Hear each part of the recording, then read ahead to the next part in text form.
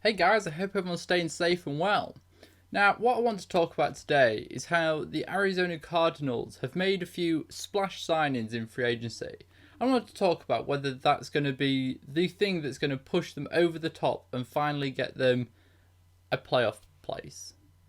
Just before I get started, if you are new to the channel, please do like this video and subscribe to stay up to date with all the latest news and reviews from around the league. It would be very much appreciated.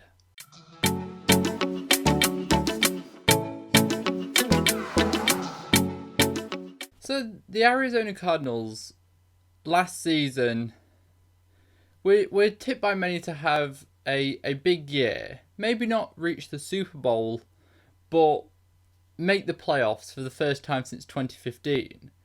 And they started the season looking like they would, with Kyler Murray and the offense looking really explosive and exciting with the new receiver Deandre Hopkins. But then their season they imploded in on themselves, really, in the second half of the season. And I think they only managed to win 2 of their last 8, something like that. And they missed out on the playoffs. They managed to get it to the last day of the season, but then ultimately missed out. Now, a lot of this, as I'm a Cardinals fan, so I know what I'm talking about here for once. But I think a lot of the blame is put on Kliff Kingsbury. You can see evolution from Kyler Murray as a quarterback from year 1 to year 2. But the Kliff Kingsbury seemed to be making the same mistakes. He seemed to be bad at play calling, at time management, and he was costing games. Now, a lot of blame was also put on the kicker, Zane Gonzalez. He did miss game-winning field goals, and I know the Cardinals fan base will be glad to see the end of his time in Arizona, me included. But that brings us on to this year. So the Cardinals knew that this had to be a big year. Kyler Murray was on his rookie contract, so they needed to take advantage of that and spend the money wisely to win now. So they started off, many of you will know about the signing of J.J. Watt a few weeks ago. Signed him to a $30 million deal over 2 years. And now some people will say that they overpaid for J.J. Watt. And I think there's definitely an argument for that. But I don't think J.J. Watt is a player who just helps on the field. He's an off-the-field leader. He's a veteran presence, and he will demand the best out of every single player. Which, for a team that has Super Bowl aspirations, is someone that they definitely need in that locker room. And as well, the other thing to consider is that you'll have J.J. Watt on one end of the line and Chandler Jones on the other end of the line. Now, that's a very scary thought for defensive or offensive coordinators to think about when playing the Cardinals. And the Cardinals defense now is looking really, really good, minus the secondary, which I'll get onto in a minute. But that signing of J.J. Watt, I think, was a sign of intent of what they want to do this season. Now, heading into free agency, they needed a new wide receiver really badly, and the cornerback room for the Cardinals was severely lacking. Patrick Peterson was a free agent. He has now gone to the Minnesota Vikings, which is a move I agree with. From the Cardinals' perspective anyway, I think that Peterson's play over the last 2 seasons, he had a 6-game suspension, and he's just never quite lived up to his Pro Bowl years, and I think his play has been declining. He is still a very good cornerback, do not get me wrong, and he can still succeed. But in Arizona, he seemed to be on the decline, and I think a change of scenery will be good for Patrick Peterson. I hope he does well in Minnesota. But I think it was the best for both parties to move on. But that left the Cardinals with only Byron Murphy, the 2-year he's been with us for 2 years, and Robert Alford, who hasn't played a game for us despite being with us for 2 years. So desperate improvements were needed there. So the Cardinals started off, they added AJ Green, the wide receiver from the Bengals, who has been a top 5 receiver probably over the last decade in the league. He's a very big target to aim at on the outside. And this seems like he's signed to a 1-year deal, which seems like a good deal for both sides. AJ Green has had injuries over the last couple of years. His play hasn't been fantastic, but that is with a Bengals team that also has not been a very good football team.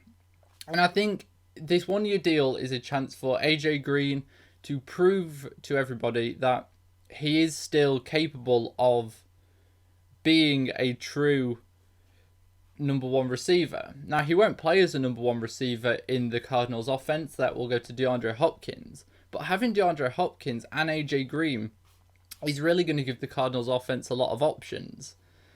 You can't double both of them because there is Christian Kirk, who is a good complementary receiver. So I think that's a really good addition. And the 1-year contract means if he does suffer with injuries still, if his play isn't as expected, there is no long-term commitment. They can move on. And I think it's a good move for everyone, and it's a really nice option, another really nice option for Kyler Murray to have in the passing game. Now, the other move they made was for they traded for Raiders center Rodney Hudson. They traded a 3rd-round pick, which the Raiders were reportedly looking to release Hudson until teams apparently became interested, and the Cardinals, I think there was a bit of a bidding war, and the Cardinals managed to win with a 3rd-round pick. And I think this is probably the best move for the Cardinals. This is an offensive line that was one of the most penalised in the NFL last year. These penalties, false starts, holding, absolutely killed that offense last season. Any kind of momentum they built up, there would be a flag and they would lose it all. And then the drive would stall and that would be over. And you have to put some of that blame on the players. And I think some of the blame goes on coaching for not coaching out those mistakes. They were present all year. It didn't seem like anything was being done to rectify that issue.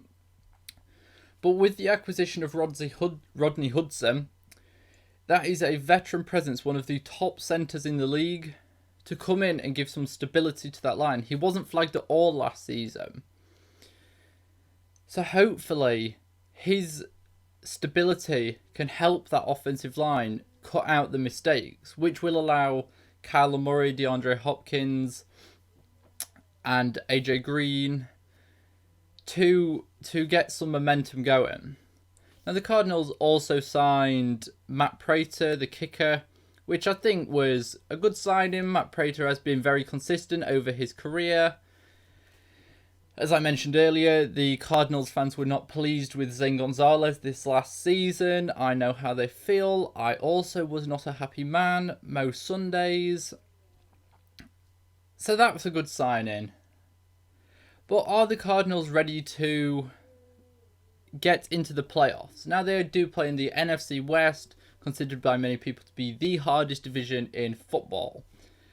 And I think they need to sign someone in that cornerback room.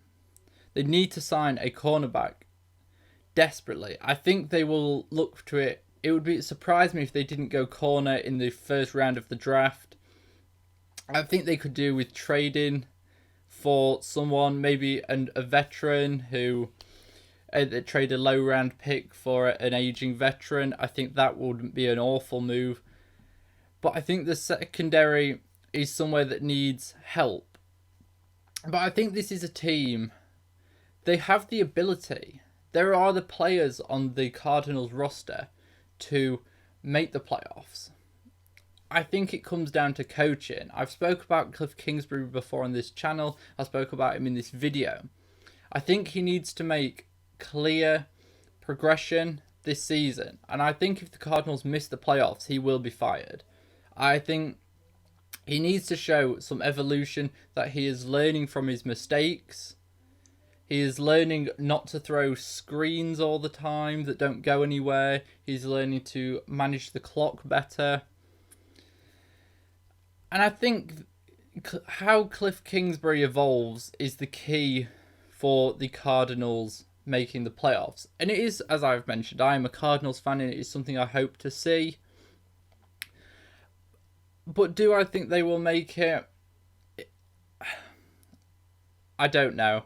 I think it is too early to say. I think after the draft we will have to see how they do.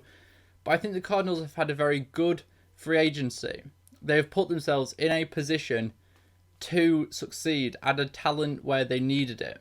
And I think we'll have to wait and see how this plays out for their season, but they are now in a strong position to succeed in that tough NFC West division. But those are just my thoughts on how the Cardinals are going to do this season and how their free agency went. Let me know what you guys think down in the comments section below. And until next time, I shall see you guys later.